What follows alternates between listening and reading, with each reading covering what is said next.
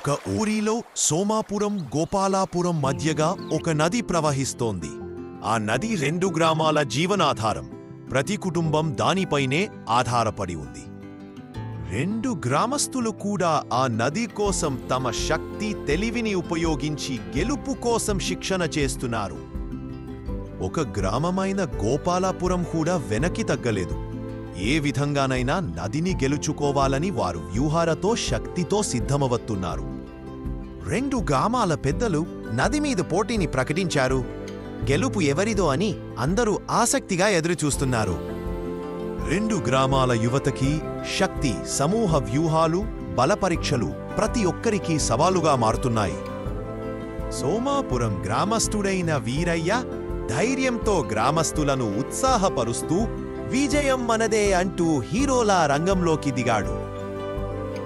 సోమాపురం మరియు గోపాలపురం గ్రామస్తులు బలమైన నావలను నిర్మిస్తూ ప్రతి బాంబు చెట్టును గట్టిగా జోడిస్తున్నారు. 2 జట్లు నదిలో పోటీ మొదలుపెట్టాయి. ప్రతి కదలికతో అందరూ ఊహించని సస్పెన్స్ పెరుగుతుంది. పోటీ క్షణం క్షణం రమణీయంగా మారుతుంది. సోమాపురం శక్తివంతంగా పోరాడినప్పటికీ గోపాలపురం ధైర్యంగా నిలిచింది. చివరికి వారి ప్రయత్నం విఫలమై నదిపై పూర్తి ఆధిపత్యం సోమాపురం చేతిలో నిలిచింది. ఇంకో పక్క 2 గ్రామాల యువతా శక్తి, బలం, చాతుర్యం పోటీలో సవాలును తన నిజమైన సామర్థ్యాన్ని చూపుతూ పరీక్షకు దిగింది. ఇంకో పక్క 2 గ్రామాల నుంచి బాణాలు పరీక్షకు సిద్ధమయ్యారు. అందరూ ఏమవుతుందో అని ఆసక్తిగా ఎదురు చూస్తున్నారు. తీవ్రమైన వర్షం, గాలి నదిని కలవరపెడుతున్నా గ్రామస్తులు ధైర్యంతో, ఉత్సాహంతో పందెం కోసం పోరాడుతున్నారు.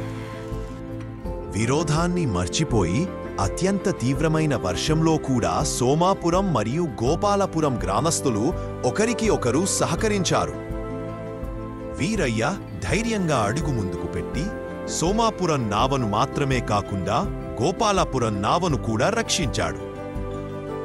చివరికి పెద్దలు నిర్ణయించారు, నదిని సోమాపురం మరియు గోపాలపురం గ్రామాలు భాగస్వామ్యంగా వినియోగించుకోవాలని.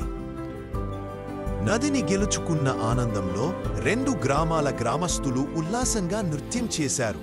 ప్రతి ఇల్లు సంతోషంతో నిండిపోయింది.